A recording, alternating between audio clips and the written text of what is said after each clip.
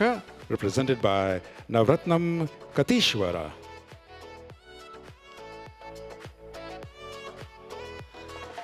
AgPulse Analytica India, Gaurav Jain. And of course, Vivek Agrawal, the MD of BSAF. That rounds up a panel, ladies and gentlemen. And I would leave you in the very capable hands of Ms. Manisha Gupta. There would be question and answers, though, at the end of the session, time permitting, of course. If you have a question, please put your hand up. Mike will come around. Do identify yourself if required and ask your question. So once again, ladies and gentlemen, on time and on target, Manisha Gupta, ma'am, it's all yours. Thank you. Vivek Agrawal, we're waiting for, yeah, thank you. Well, absolutely. After we've done an inauguration panel like that, people have stepped out to take a breath because nobody stepped out when the inauguration panel was going on, and that really set the context because we heard from various countries, and while of course food security continues to be a base subject, we also have started talking about food safety and food sustainability as we talk to various countries and talk about various commodities here.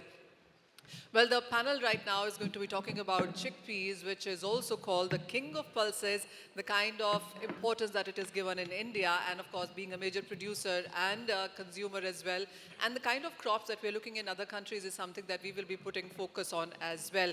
But I want to start with India first, and we're looking at Rabi crop coming in, and while the total Rabi sowing is slightly higher than last year, I mean 0.2% if you want to count it like that, but pulses also has seen a slight increase in area, so has been the case with gram as well.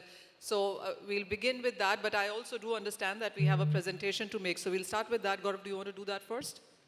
Yeah? Okay. So we have a context setting presentation. We'll talk about all the numbers that will be put out, and then we'll dwell deeper into all of those numbers. Take it away. Thank you, Manisha ji. Good afternoon, everyone.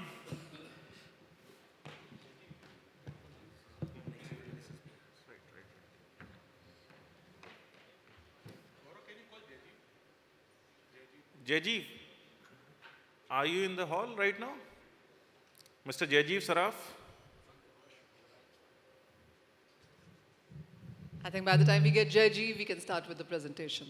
Let's start. Can we have the presentation? Yes. So, in this panel, we will talk about desi chickpeas, its availability, supply from Australia, supply from other origins, and finally the consumption in South Asia, particularly in India, Pakistan, Bangladesh, and UAE. First of all, supply. A huge wave of supply is there from Australia. We have a production which is up by more than 3.5 times. So from nearly 500,000 tons of production last year, this year the production we expect it to be 2.35 million tons. The trade is now estimating close to 2 million, but as per our yield model, it can go to 2.35, given that the acreage was about 1 million hectares. So out of which, how much is the exportable surplus? So exportable surplus is over 2 million tons. Australia does not need to keep its stocks or old crop in the silos until they have a demand. So this year, if the demand continues, especially from India, the supply is out there, and it can really keep moving after Ramadan, even in the last quarter of the marketing year, which is July to September. We estimate that if India does not extend its deadline, the total exports from October to September this season will be about 1.7 million tons. Now, out of this 1.7 million tons, 1 million has already left the country by 31st of December as per our estimates. October and November data are out by customs. So October, they shipped about 100,000 tons, and November 450,000 tons, subject to revision upward. So December, we expect it to be the same, and more than 1 million ton was shipped in the first quarter of the marketing year. January and February will be no different. Multiple vessels are seen in the lineups and shipping stem across Australian ports. Those will be shipped not just for India, but also for Pakistan and Bangladesh for their Ramadan demand. Now this year, Thank you. This year, Ramadan starts on 28th February, most likely. It depends on moon sighting. But the likely date it starts is on 20th February. Eid will be a month later. And for the month of Ramadan, the domestic consumption in Pakistan has to come from the imports. Their own crop harvest starts slightly later than this. And this is happening after more than a decade, that the entire consumption during Ramadan will be fulfilled by imports only. Their own production will come after that. So if India does not extend its import policy beyond arrival of March 31st, we expect a total export of 1.7 and ending stocks of 600. Now, looking at just the ending stocks, this is a very heavy number. And this number should bring a lot of bearishness in the later half of the marketing year. But that may not be the case. I have gone to heartland of chickpea area in New South Wales and Queensland this year, and I have seen new shiny silos all across the farmer sites. So the farmers have invested heavily in their storage. And chickpea is one of the crops which can endure, which can be sold into the next year and into the next year. There are multiple destinations which will be happily take their chickpeas even 2-year-old. So this is not a burdensome number. They will rather ship their wheat and barley and canola first and keep their silos filled with this 600,000 tons. Coming to demand, as Manisha ji pointed out, there is a slightly higher acreage. We estimate this year the acreage to be slightly higher at 10.23 million hectares. Yield to be better than last year, much better than last year. Water reservoirs are full, soil moisture, subsoil moisture are amazing. Till now, the temps are also good. The crop health is amazing. The only problem is if we start having some kind of heat wave towards the end of February. That is a big unknown in Indian crop. So if that happens, we can again have a slight cut. So it can be 1.06, it can be 1.05 ton per hectare. And the final production can be close to 11 million tons. So remember that even after a hike in acreage, we are not close to the 22 levels, when India produced close to 13 million tons. We are still at about 11 million tons. There's a shortfall of 2 million tons from there.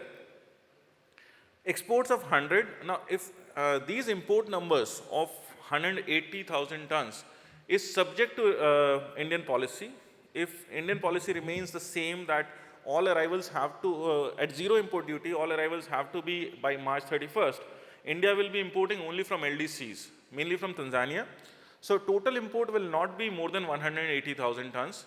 This marketing year, which runs till March end, from April to March, we expect India to import 1.3 million tons of desi chickpeas. Total supply, if you see, it's still for the year, next year it's still 11.5.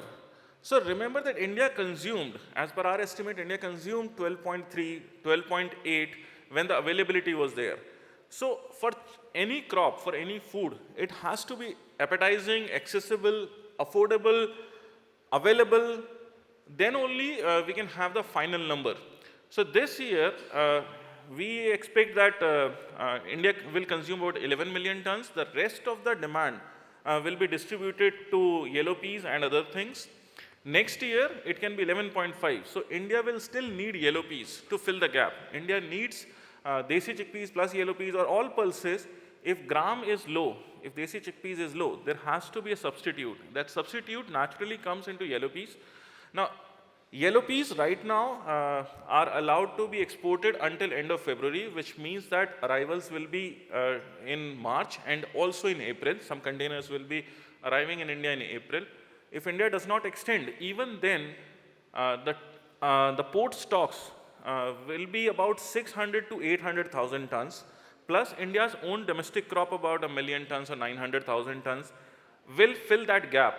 So if India even does not extend, now I'm not saying that that's not our view that India will not extend, but I'm saying if India even does not extend, there is an availability of 700, 800,000 tons of yellow peas from the imported stocks. That will be filling this gap of 11.5. coming to the next big consumer, Pakistan. Production 250,000 tons expected in 2025, but the harvest will come after Eid, most likely.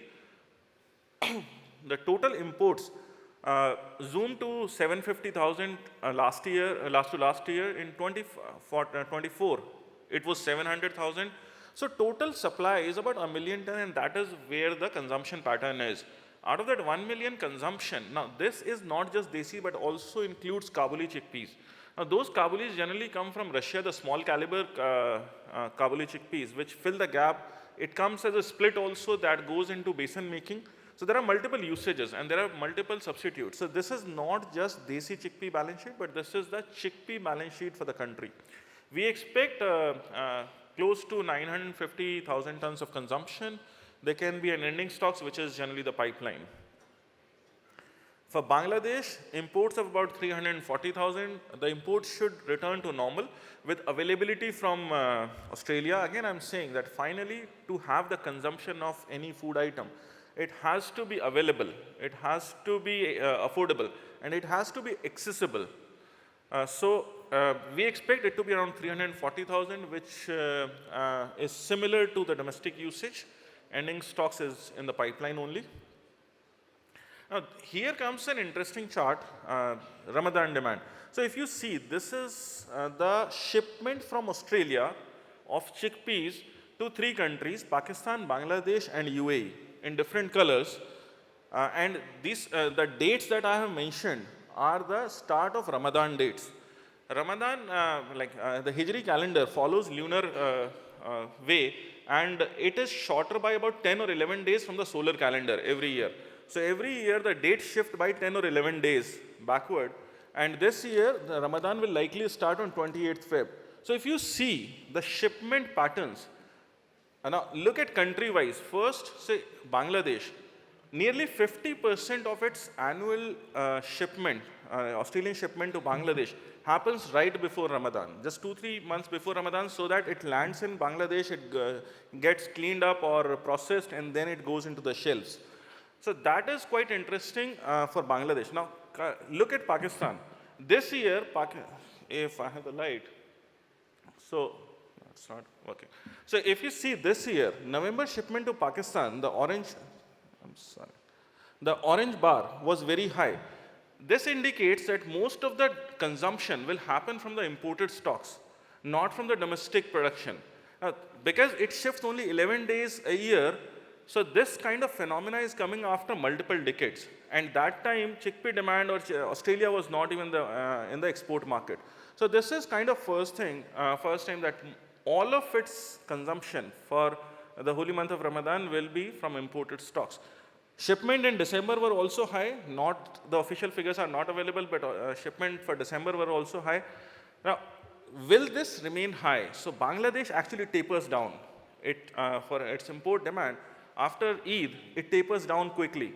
But Pakistan does not do so. Pakistan is a bigger market for desi chickpeas. It will continue to remain in the market for Australian produce. If India does not, again I'm saying, if India does not extend its policy, the prices may go down and it will benefit the Pakistanis, but will they wait for that is a question that we should be thinking about. It's a global desi chickpea supply sheet. It's for the calendar years. So 2025, when I'm saying 13.6, it includes Australia, which is not the Australian crop, which is not even in the ground right now. We are estimating that Australia will come down or come back to the million-ton position. If it goes high, then 2025 balance sheet will be changing. Now, if you see 23, there was a huge deficit of 1.64 million tons. But if you see 21 and 22, there were surpluses. So those surpluses were actually eaten up in 2023 because this balance sheet is very heavy on India. The numbers for Indian consumption and Indian production are very heavy, or a big chunk of this part. So finally, everything boils down to government stocks, to government policies in this matter. Now that India is consuming imported ones and Indian production dipped in these years, So that had an impact on the surplus and deficit. This year again, 2025, if Australian production Australian next year production goes at 1 million tons, we will again be a deficit year. What are the points that we should be looking at, or we can have discussions for our trades? Is Indian policy. First of all, will the government extend its duty-free imports for desi chickpeas, yellow peas? Both are important for chickpeas market. Indian domestic crop size, most of the crop is in the ground, early harvests are out, but essentially it is the late February temperatures which make or break the yield in India. Pakistani crop size, it is getting smaller, so a delta of even 5-7% will not matter much. Ramadan shipments, and if those shipments remain at the port or get heavy on the port stocks, will they decrease the appetite for Pakistan, Bangladesh and UAE going forward after March? And Australian acreage for 2025. So Australian acreage for 2025 will depend a lot on Indian policy, will depend a lot on the prices, not just for chickpeas, but also for the rival crops like wheat and barley for those regions. That's it from my side. We can have the discussion now. Thank you. Thank you, Gaurav. Why don't you take your seat? And I have to compliment on one thing. We started this event right bang on. We finished the inauguration session well. And Gaurav, you've ended your presentation also in 10 minutes. So we're going absolutely fine on time here. So will the context set, and we do understand on how Gaurav showed us the last 5 years, we've seen very volatile moves when it comes to crop, supplies, opening stock, yield clearly is something that we haven't managed to move even a bit higher in last many years. And we are looking at a deficit in 2025 where you will be looking at higher imports continuing. But as Gaurav rightly put, much would depend on what kind of policies we see going ahead. But since we have so many countries representing us on this panel, let's start with that, a sense on numbers first on how we are moving from there. While Gaurav has put out his numbers, but I'm assuming we'll have let's collate those numbers with everybody else as well. I want to get over with India first. And Ankush, why don't you tell us on what is the kind of numbers that you're looking at in sense of supplies right now, consumption? Gaurav talked about Ramadan demand as well. That is something that we'll watch out for. But your sense, first of all, on numbers itself. Good afternoon, everyone. And thank you, Manisha, for this question. So basically, to an extent, I agree with Gaurav's prediction on the production numbers. So far, I think the weather looks very good. So we are expecting good yield to cover in this year. In terms of the acreage looks better than the last year. May not be, I would say, 10-20%.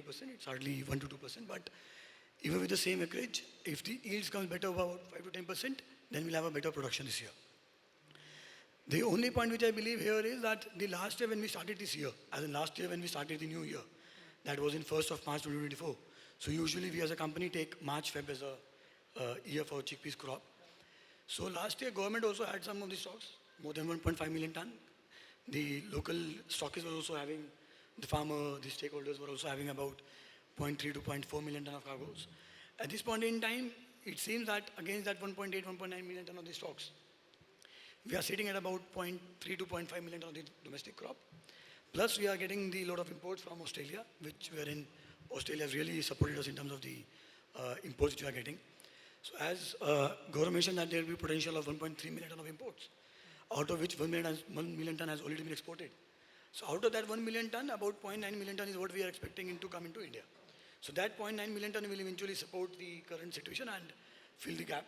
So for the next 2 months, I believe that 0.9 million ton plus the local stocks which we are having out of 0.5 million ton, that will be suffice to, let's say, enter into the next crop. But one thing which I really like to see and rather comment on or differ on the what Gaurav has presented, that if we are expecting, let's say, 1.7 million ton of the export out of Australia, out of which 1.3 is going to come into India, and then Pakistan also needs about 0.3 million ton, then 0.7 million ton, then 0.3 million ton is required by Bangladesh. So overall, then, which means that we need about 2.3 million ton of the imports.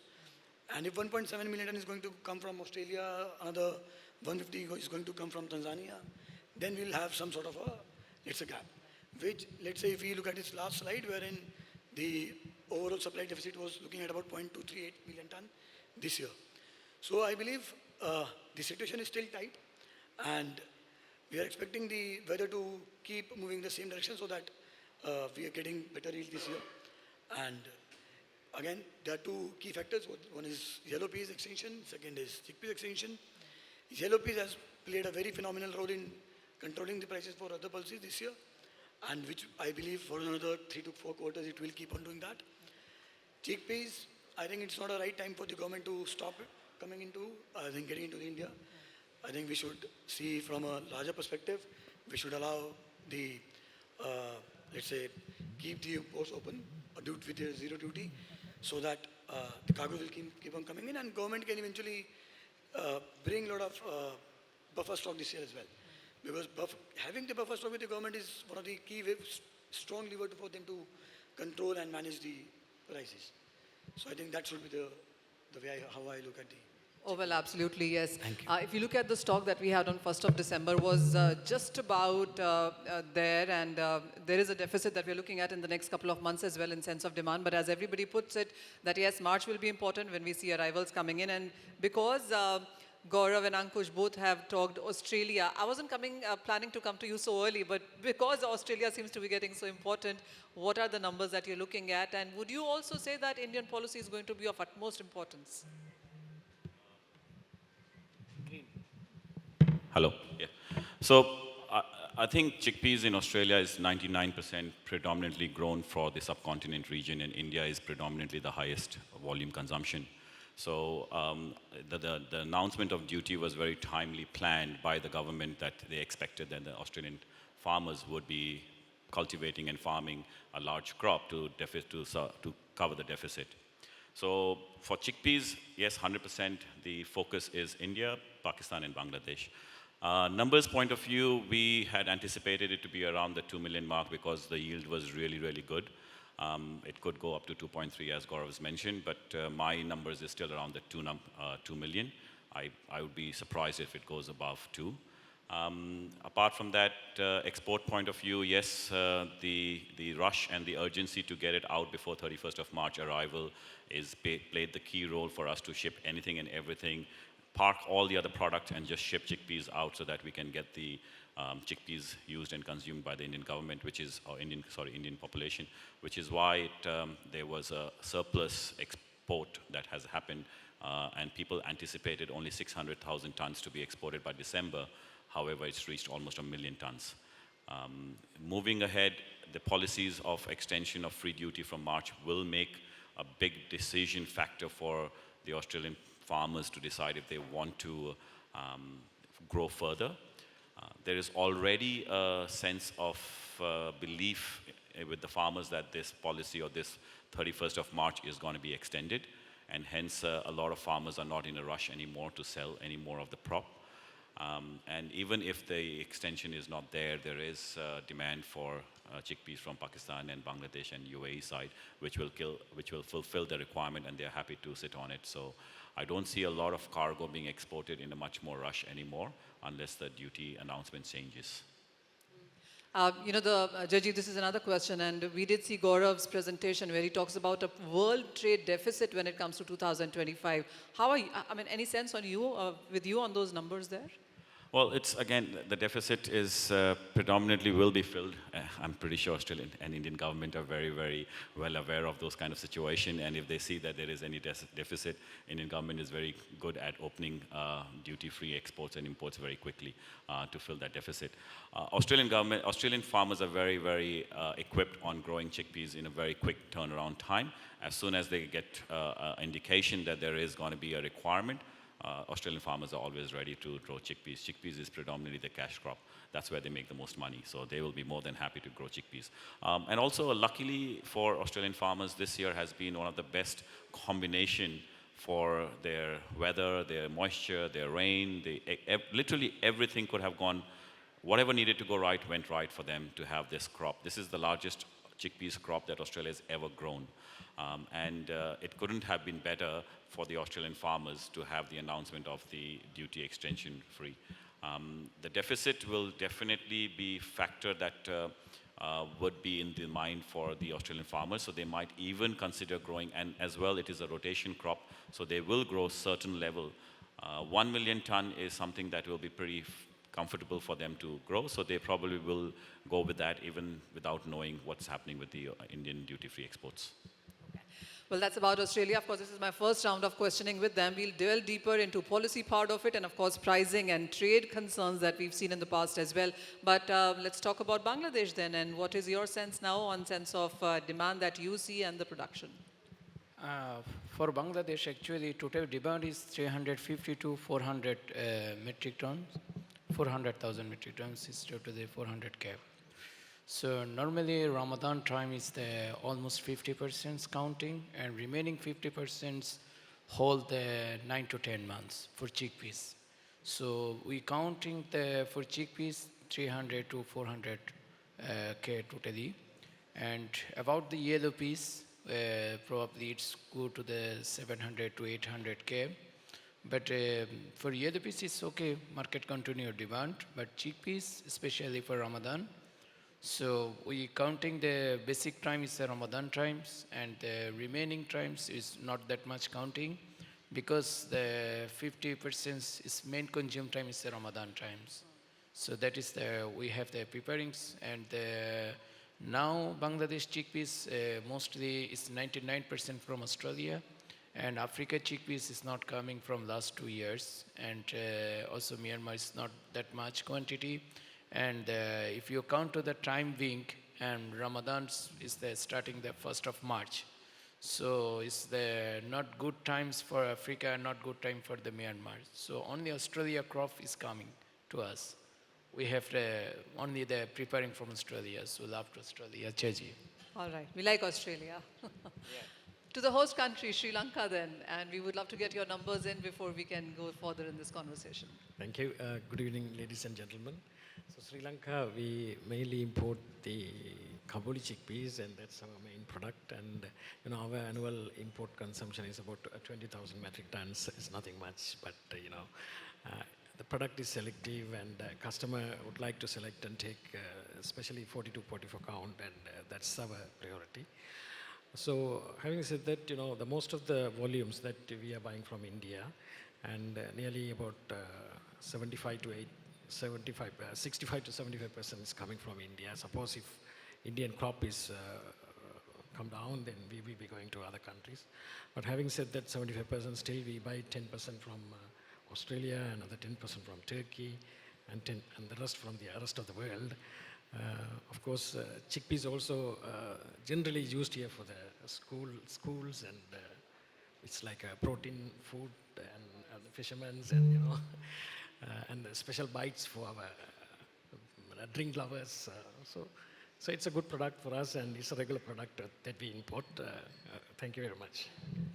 Oh, well, yes, that is an aspect that we have to, you can't talk enough about. Well, you call about chickpeas, it's gluten-free, it's a plant-based protein. It also is, gives you the highest protein, by the way, 22 to 26 grams is, that is the highest protein that any pulses or legumes does to you. So that, in that sense also, it really seems to be becoming very, very popular everywhere. So Vivek, my compliments, because everybody on this panel actually covers all various countries, and this is a very, very well done panel in that sense. So while we have a sense on all countries on what we are looking at in sense of number, and well, yes, Australia is in a position right now where it can provide to various countries, as we've heard already.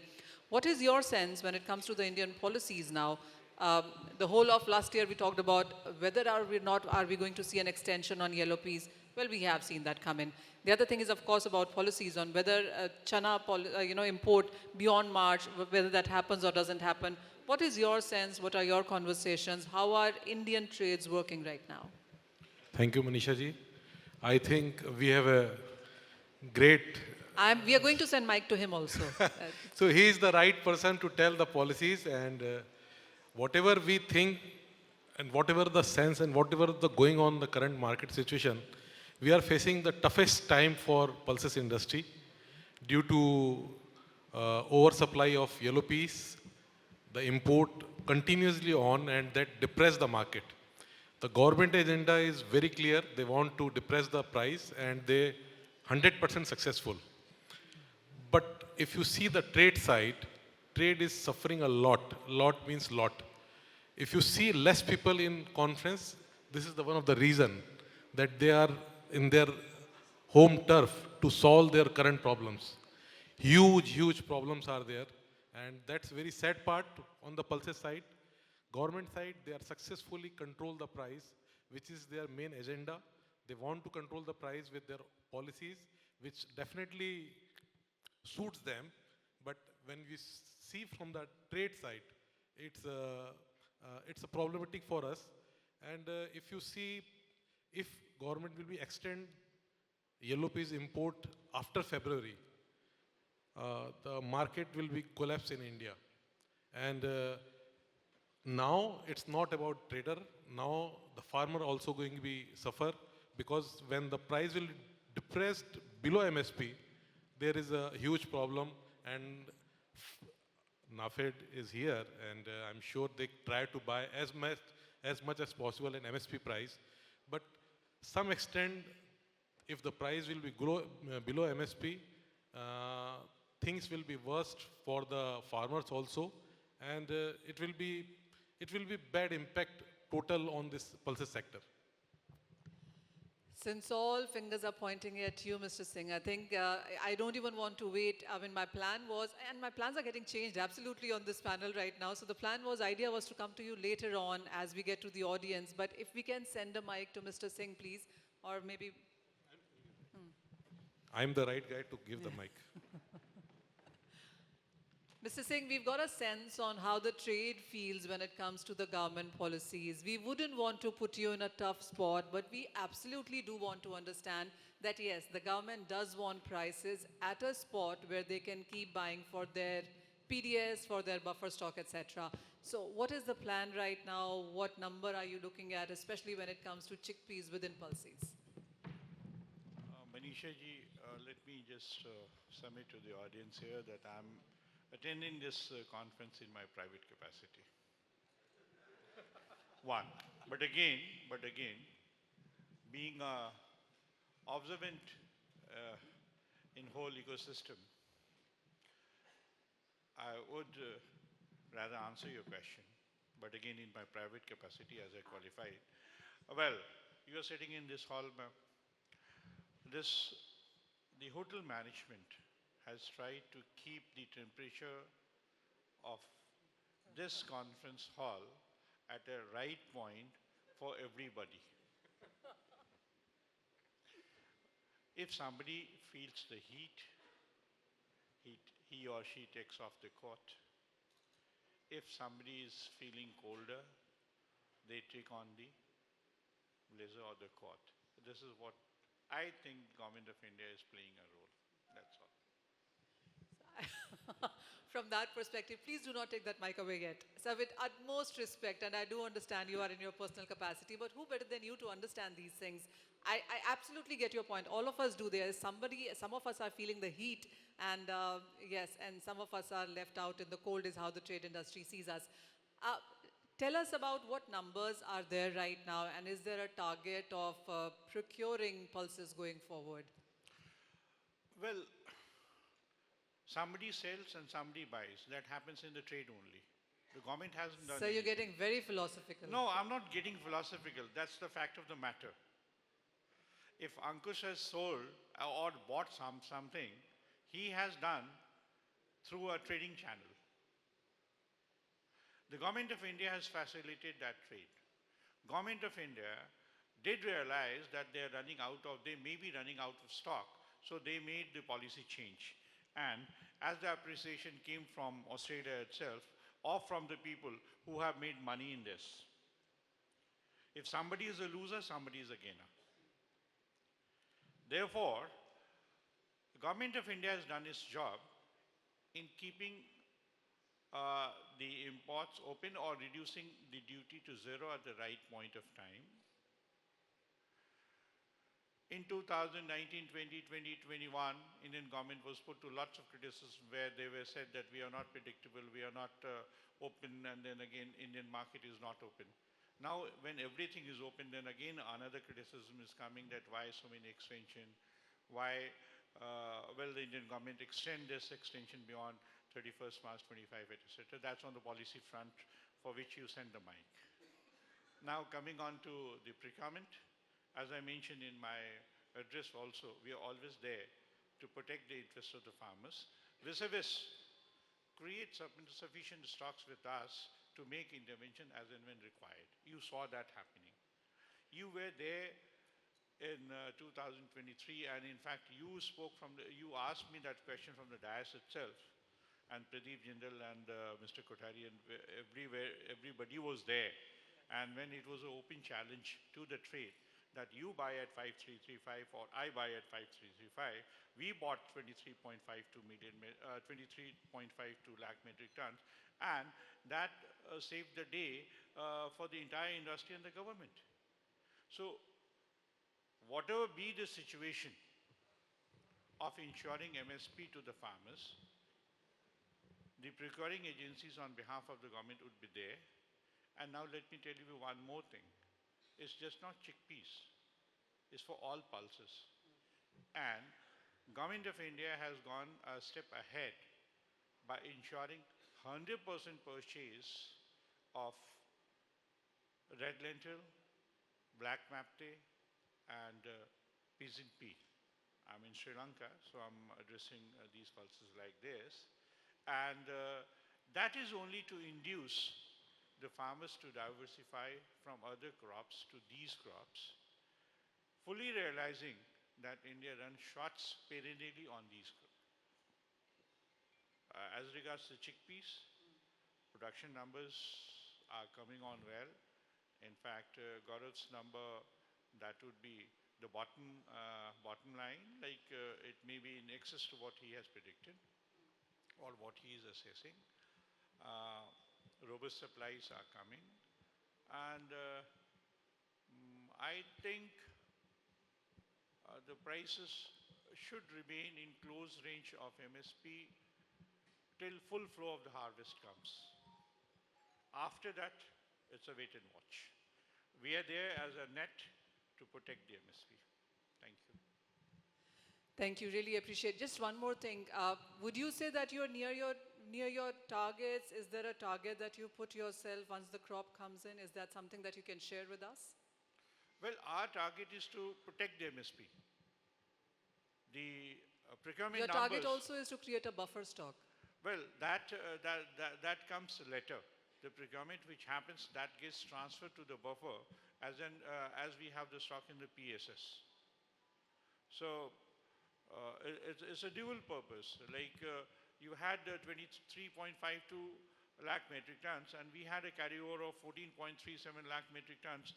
And when we started our disposal, we were sitting at a stock of 37 lakh metric tons. And even within the government, the people who are purely from the administrative side, they were really bothered how this stock would be dealt with. And I had been telling them that this is a golden stock and this is a gold that you have. All right, thank you so much, Mr. Singh. And apologies if you thought I really put you in your corner. No. You're always welcome. You're always welcome. Thank you. In fact, I'm open to any questions further on also. He's in the corner, not really. All right. I want to come back to my panel now and talk about policies here. I mean, yes, India is one important market, but when we're talking about chickpeas, and because we have all international panelists sitting here, I do want to understand, and let me start with Australia first. And what is a policy, a positive policy that you would want to see come across in the next few months now? Well, from an Australian farmer's point of view and an Australian point of view, we would like to have an open trade. Coming in and out is not really a very appreciative manner for the Australian farmers because they have to plan their own perspective. But unfortunately, that's not something that's possible. So ideally, it would be more of a more situation-based to see how India can always look at getting a plan from the Australian farmers for chickpeas point of view. There is a sense of appreciation, obviously, for its opening, but there is a sense of doubt as in what is the next year and the year after. And that really creates a lot of uncertainties in the Australian farmers' point of view.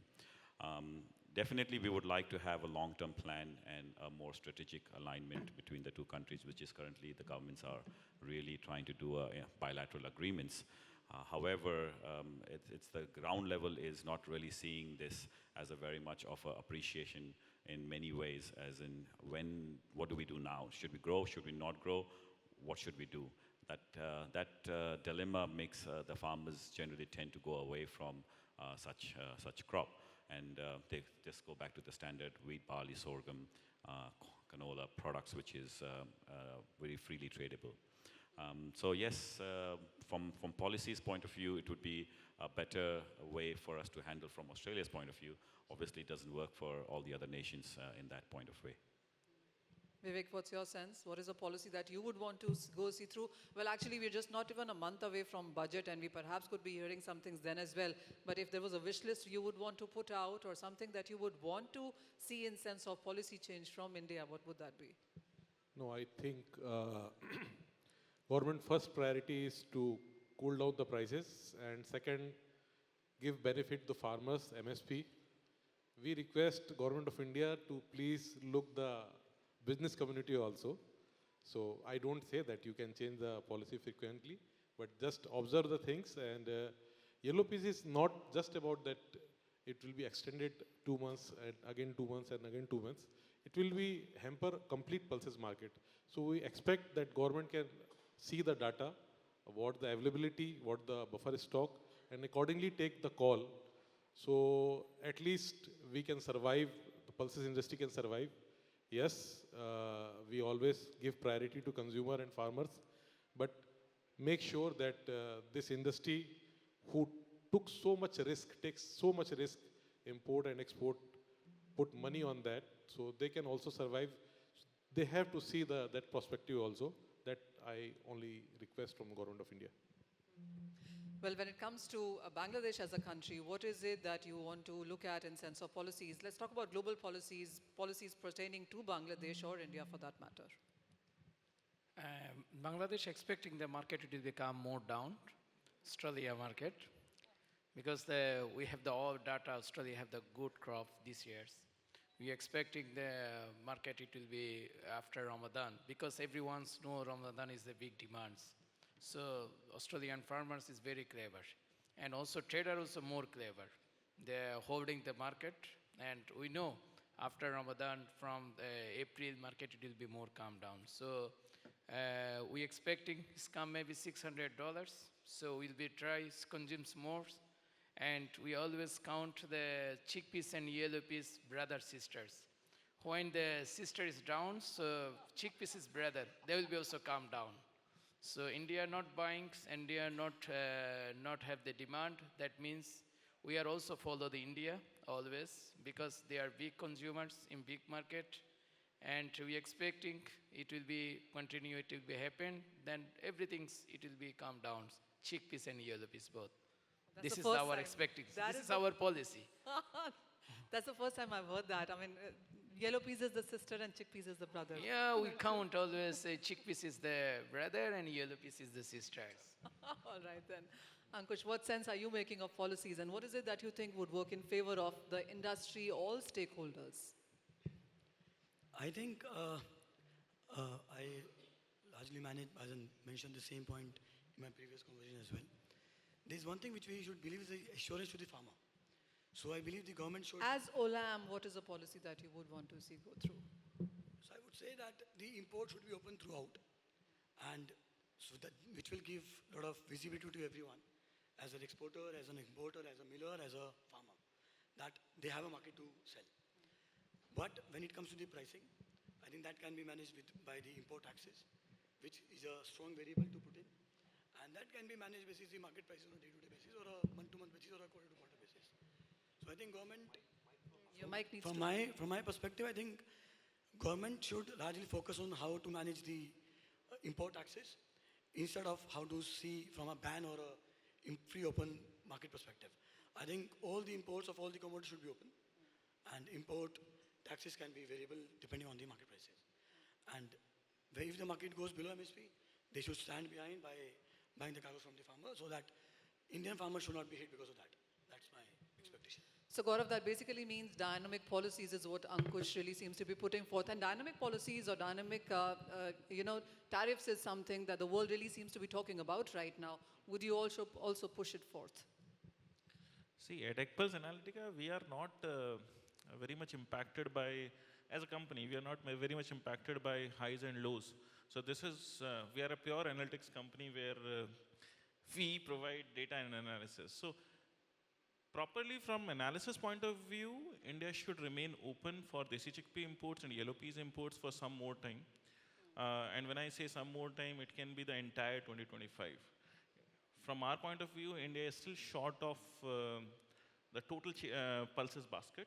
And if we keep the imports open for these two crops, there will be a lot more production. Very soon, farmers across Canada, Russia, Australia will be making their seeding decisions. They will be buying seeds and fertilizers and other agri inputs. They need to be incentivized for that. And given that India, so it's, again, as I said in the presentation also, it's affordability and availability, both, which are required. So to make pulses affordable and available, right now India is not self-sufficient. India will need imports, and for that we need to incentivize farmers not just in the traditional suppliers, but also seek more suppliers like India is going to Brazil. Really appreciate those efforts. And more work is required before we become self-sufficient or we start putting barriers to provide protein to our 1.4 billion population. So from our analysis point of view, India is short on pulses basket.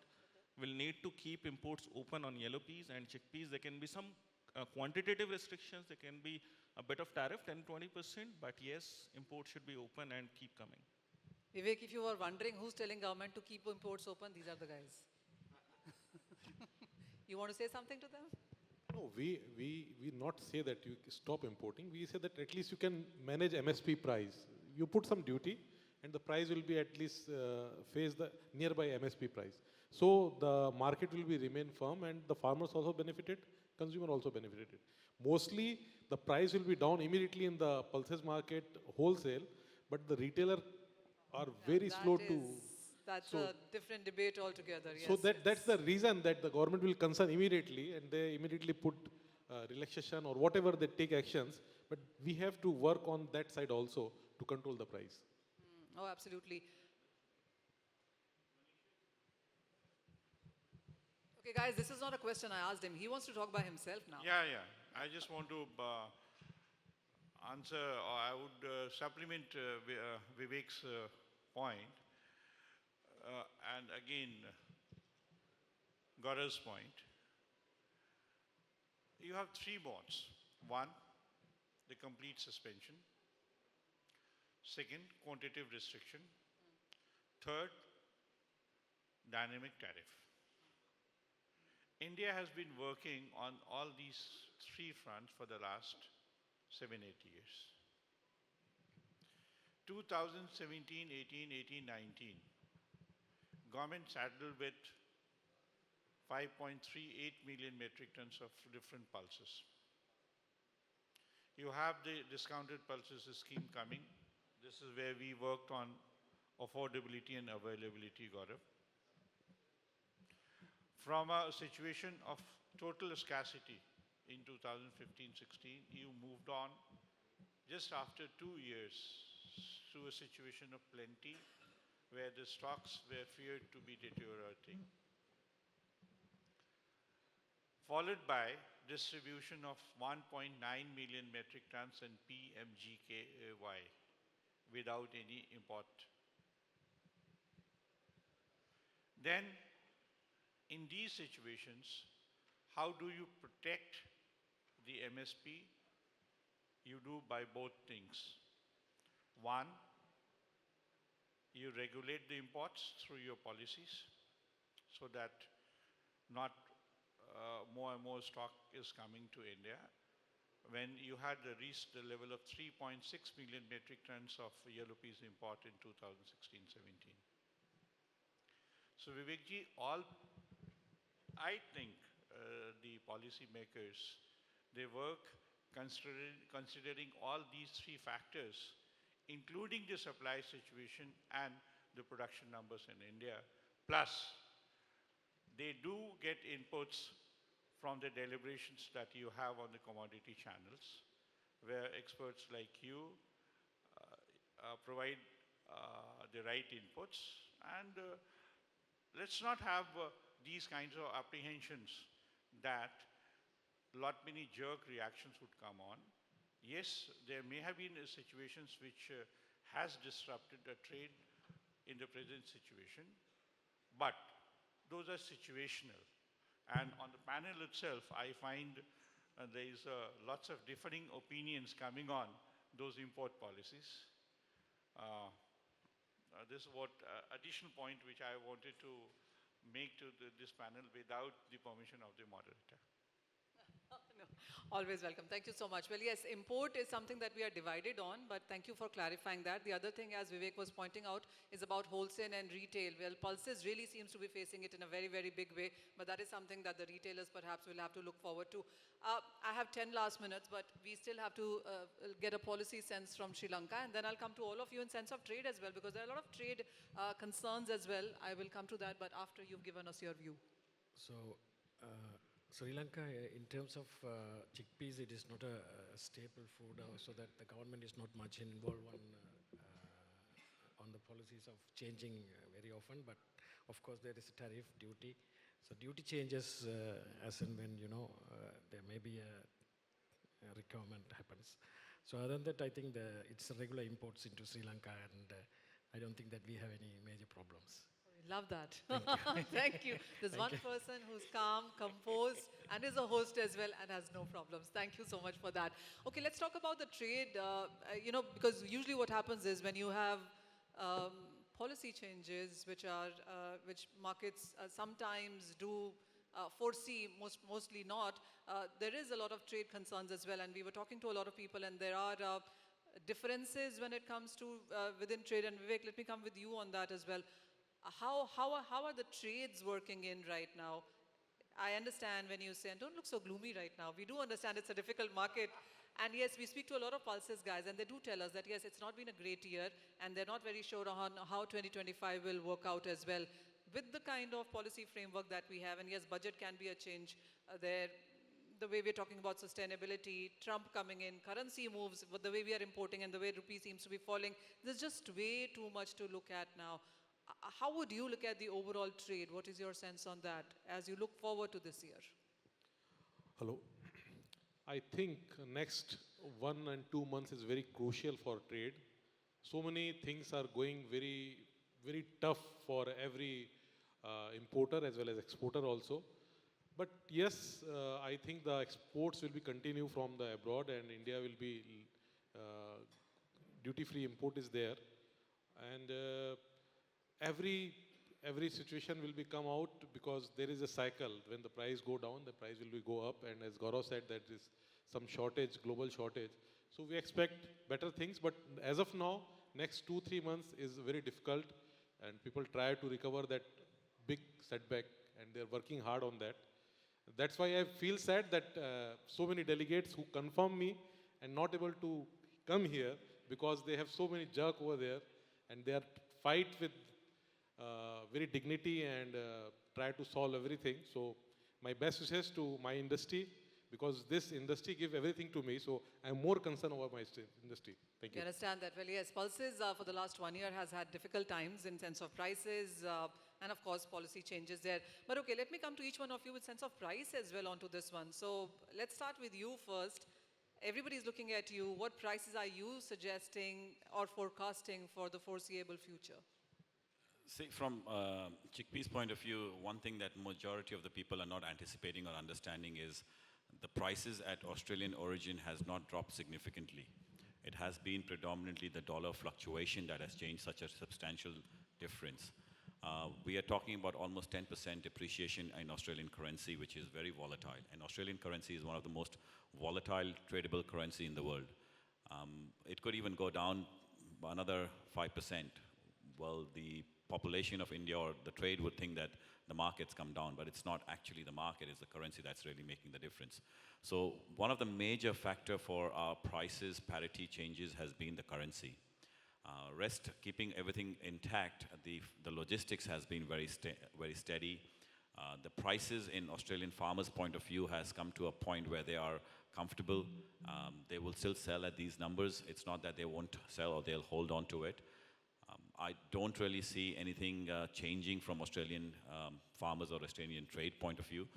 But given the way it has been in India for the last 2 months and the prices have come down significantly, there are concerns about trade executions, which is going to make a tremendous differential in how people are going to handle and trust exporting more cargo without any assurance.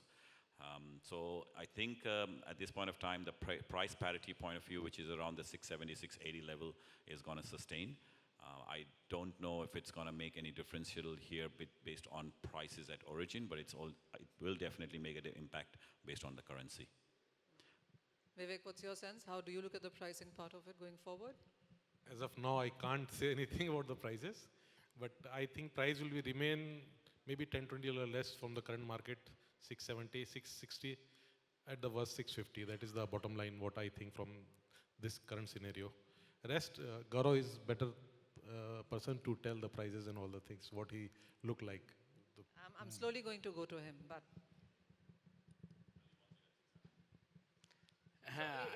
Can we comfortably say that Australia is the only one who's made money on this panel? Australian farmers. Guess who's treating us out today in the evening? Yeah.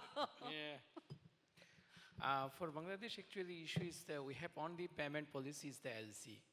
We don't have any other policy. So it's very difficult was the before 3-4 months ago. After 5 August, our country is totally changed. Now it's the caretaker government. So when was the political government, that times the US dollar currency is very volatile. Every day is changing too much. But now we are going to the better and it's stable. We hope it will be more calm down the US dollars and it will be more flexible business and future. And before it was the issue, the importing the US dollars, paying money. But now it's more better. We can pay the LC payment and it's no issue. We hope come to the new government USA and after Donald Trump sitting, we'll giving the more good US dollars will facility and we're getting the good rate and exchanging. It's our hope. Okay, well, I guess there's a different world before 20th of January and it changes considerably after 20th of January is how we are dealing with it. But Ankush, for you with price. So let's say talk about the rupee prices. Considering the currency as a stable variable today, because I think it's already been discussed by Jayjeev and Ali. So I think we are almost at the MSP level at this point in time. Because the farmer, if 57 is the MSP, then into the market it should cost about 59 to 60 rupees, where the current market port prices are prevailing. So I think the market should trade in the range bound for about 2 to 3 rupees. On the lower side 59 and on the higher side 63, 64. Largely because of the two factors. One, we have a Ramzan coming in the next month. We already have a Kumbh, which is one of the biggest events in India. And as the weather will eventually become hotter, the demand for dal eventually gets increased. So in the next 1.5 months, we believe there will be a good demand period. At the same time, there will be good supply. So it's a combination of both. So I believe the market will be range bound between 59 to 63 in INR, probably 650 to 680, 690 in the dollar terms. Hi. So I think if you say that prices going down is a pain, that we have some more to endure. So why I'm saying is that Australian shipment of about 500,000 ton of total shipment left Australia in the month of November, and similar quantity was shipped in December. So that influx is actually coming to India, and right now some has come to port. But when it gets into the pipeline, when it gets into the veins of the country, then the price pressure comes. So that final pain, as we say in Hindi, दिया के बुझने से पहले सबसे ज़्यादा फड़फड़ाहट होती है और सबसे ज़्यादा रोशनी होती है. So that extreme, excruciating, if I say, the pain, the final needle, is still away. It can come in a month or two before the harvest. So I'm targeting a price of 620 USD per ton That is, so it's a, so it may not be achieved, I'm not saying. But this is what we are targeting right now. I don't have a crystal ball, but based on the analytics, we are targeting that finally CFR. If India does not extend the policies, given there's a big unknown, India does not extend the policy. If India extends, then yes, it's a very, very different story. To get to 620, you got to do the math, right? It's to get to 620, you need to drop another 100 Australian dollars. Now you're getting to the touch point where the farmers are going to just say, screw it, I'm just going to store it. I started at $1,200 a ton, and now I'm already down to 900. If I have to drop another 100, I will park it, and I'm going to start exporting my wheat, barley, and the things that I haven't been exporting for the last 4 months. Yes, we have a lot of stock, but do you anticipate that the farmers would be interested in selling something which has already dropped 30% and rather just hold on to it and wait and see if Indian agriculture or there is any problem in the weather, if there is any problem in the sowing, and suddenly there is a problem with the crop and the price shooting up by another $200 again up. So I personally do not think the Australian farmers would ever drop it and start selling at these levels. There would be some. I'm not saying that it'll be free flow of trade. There will be some trades that could have happened at the lower level. But going down to 620, you are anticipating almost $100 Australian, which is very rare to happen so quickly in the turn. In a line, if you had to justify that. Yeah, that's what I'm saying, that if India does not extend, there is not enough demand for that. We need just 10% of Australian farmers to break, and the price will come. Well, most of the farm product is already in the silos, as you would know, right? There won't be a lot of cargo sitting on the farm anymore. So they're more than happy to store it there. And the cost to store it is very minimal. It's hardly $1, $2 for carrying the cost. There has been demand from other nations, from UAE and Pakistan, who, as you have rightly pointed out, that they will buy even after Ramadan. So, and there is no need for Australian farmers to sell all the way up till July, August, or September to see when India's crop is almost finished and the anticipation for new season or the new harvest, again back on the festival season, they might again reopen if they don't extend the duty. So personally, I don't think they will bring or there will be any more desperation for sales. And I can see that already right now because currently to try and go and buying anything at this point of time is almost very, very difficult to buy any chickpeas. Most of the farmers, obviously, they are till holidays till 25th. Okay. Vivek, you want to add something to this? 680, 650, 620. So I say just only one thing. Ali is smiling when he heard 620. He's just thinking that USD per ton. CFR US dollar, India. yeah. So my take, I think that price will be stable at 650, 660.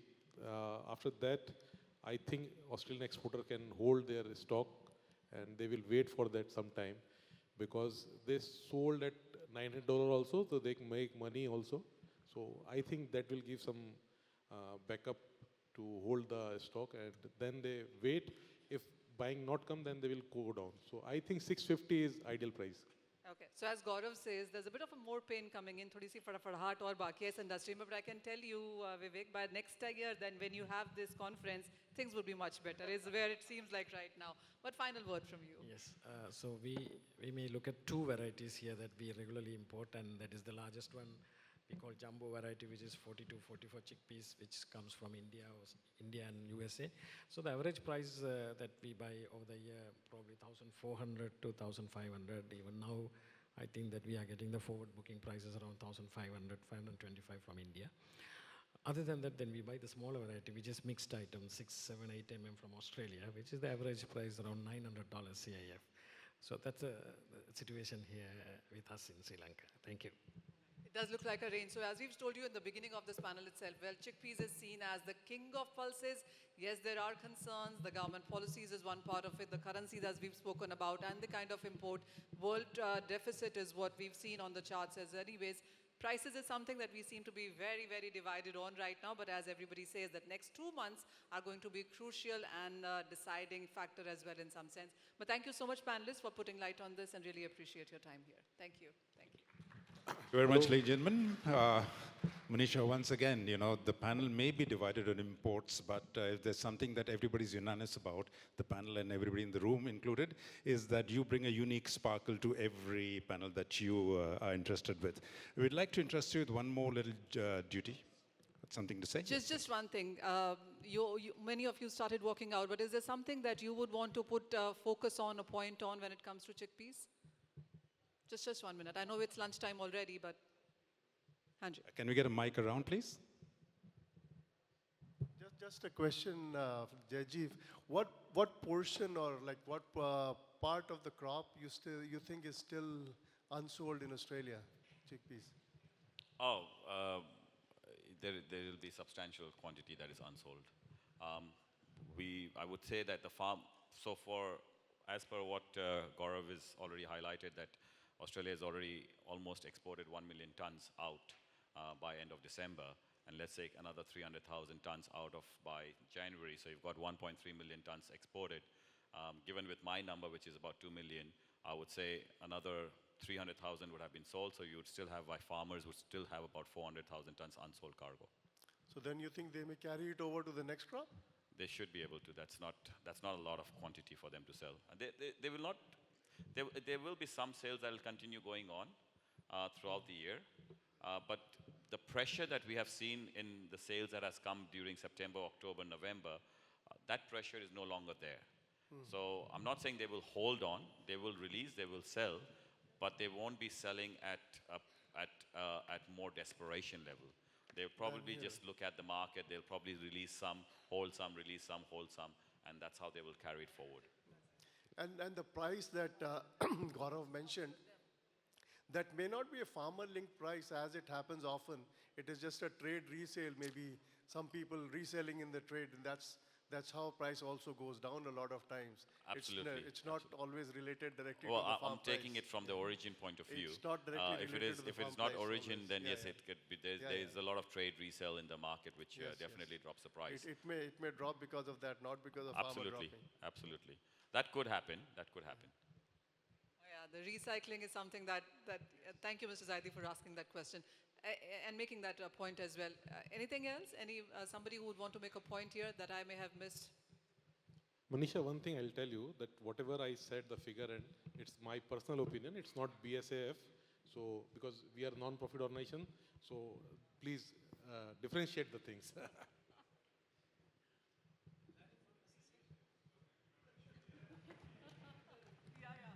Sorry, thank you very much about that. That was, of course, a question that had to be taken. Thank you once again, Manisha. Again, a wonderful panel. I'd like to request you to please do us the honor. Once again, something to say. I just say thanks to Singh Saab, because whenever he is in a hall, things are very spicy. So we need you all the time here. You make things very interesting with your diplomatic views. Yeah, Mr. Singh, in whatever capacity that is, but thank you so much for being there. I'm just waiting in case there's one more. Manisha ji, if you do us the honors, and please present your panel with mementos. We're going to make it easy, starting with your right-hand side, extreme right-hand side. So the first one goes out to Navratnam Katheeswara from City Mines, Sri Lanka. If you could stay where you are, Manisha ji, the panels will come to you. Navratnam, if you could. Thank you.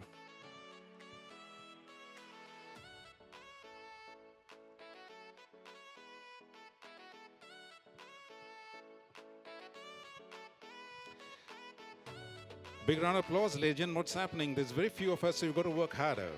The next one goes out to Gaurav Jain of AgPulse Analytica, India.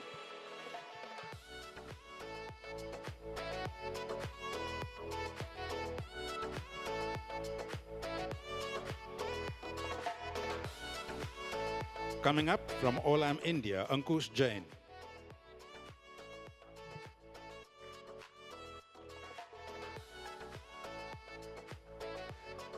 Ladies and gentlemen, from Bangladesh, City Commodity, Muhammad Ali Rashed, stepping up.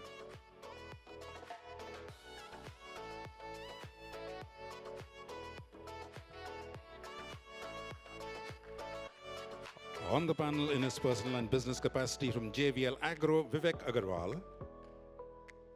Coming up next.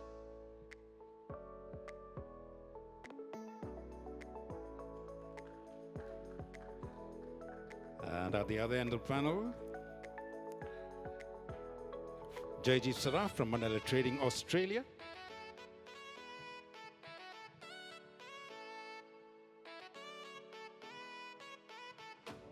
May I please request the chairperson